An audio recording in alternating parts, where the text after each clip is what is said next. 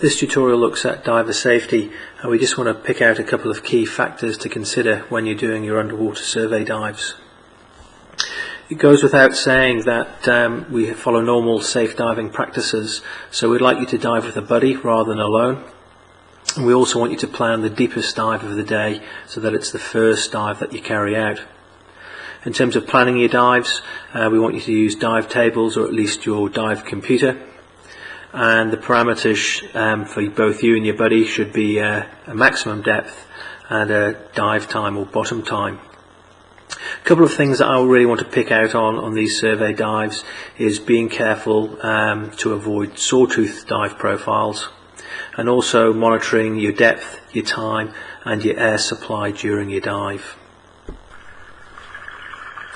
This video shows a dive in which the divers start at a depth of 7 meters, and they're following a particular compass bearing which actually takes them down the reef to a maximum depth of 22 meters.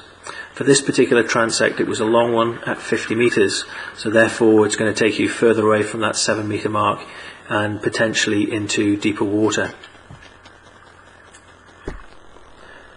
So here we've got a scenario where a diver starts off at 7 meters and takes that tape measure all the way down to 22 meters, and the two divers perhaps are surveying fish on that outbound journey.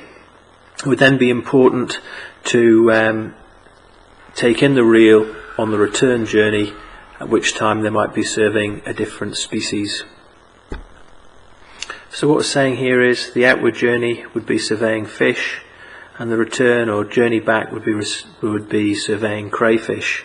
So the diver would be going from 7 meters down to 22 meters and then back up to 7 meters again.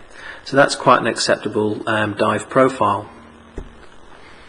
If however the survey was designed to survey both kinner and kelp, that would require another trip back down to 22 meters and then a return to 7 meters, and that's what would give you your sawtooth profile. So this must be avoided at all costs.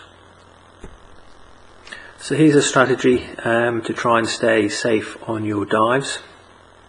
Starting your dive with your buddy, you're going to be perhaps at the bottom of a shot line or anchor line.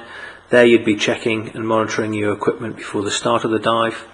You then pay out your tape measure reel, and it's here at the 25 meter or 50 meter mark on your tape measure.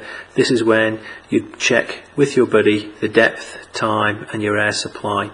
So if you were to do this at the end of each transect run, that would make sure that you're sticking to your parameters, and if need be you could leave your monitoring and think first and foremostly about your safety. So there's just a strategy to remind yourself to be disciplined, to check depth, time and air at the beginning and end of each transect.